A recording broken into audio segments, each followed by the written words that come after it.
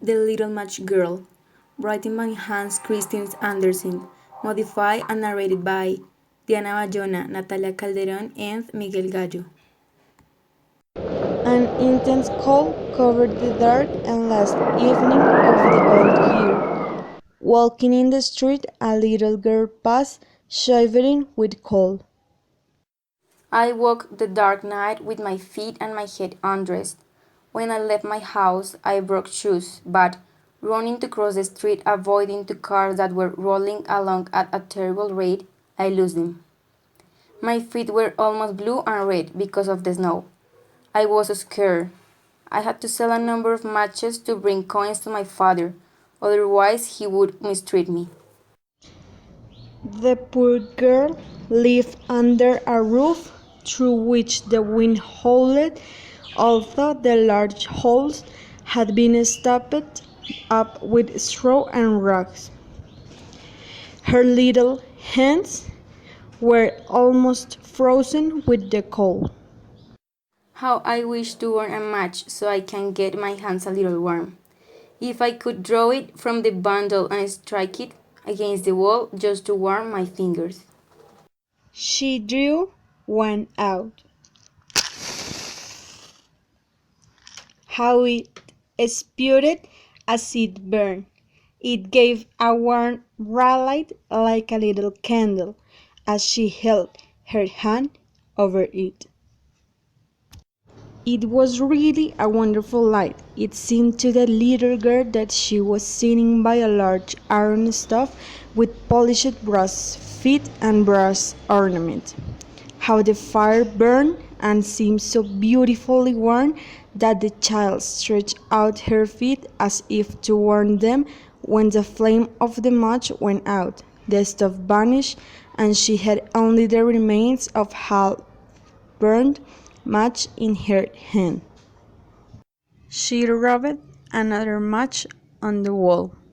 It burned into a flame, and where its light fell upon the wall, it became as transparent as a veil, and she could see into the room. I saw that table was covered with a snowy white tablecloth, on which stood a splendid dinner service and a steaming roast goose, stuffed with apples and dried plums. And what was still more wonderful, the goose jumped down from the dish and waddled across the floor, with a knife and a fork in its breast, in front of me. Then the match went out, and there remained nothing but the thick, damp, cold wall behind her. I lit again another match, appreciating intangible moments. The Christmas lights rose higher and higher, till they looked to her like the stars in the sky. Then she saw a star fall, leaving behind it a bright streak of fire.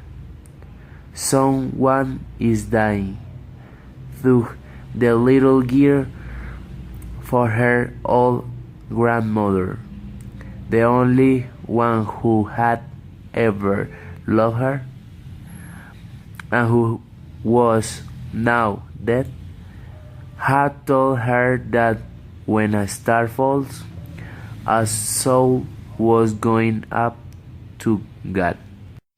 She again rubbed a match on the wall, and the light shone round her. In the brightness stood her old grandmother, clear and shining, yet mild and loving in her appearance. Grandmother, take me with you, please. I know you will go away when the match burns out. You will vanish like the warm stove, the roast goose, and the large, glorious Christmas tree. And she made haste to light the whole bundle of matches, for she wished to keep her grandmother there. And the matches glowed with a light that was brighter than the noonday, and her grandmother had never appeared so large or so beautiful.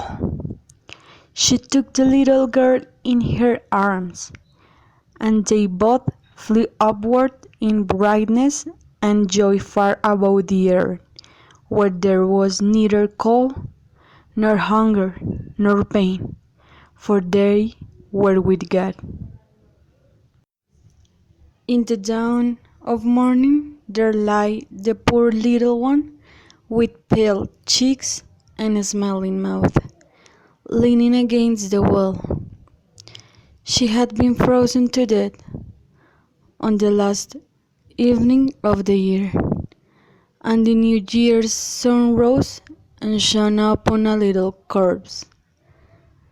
The child still sat in the stillness of death, holding the matches in her hand,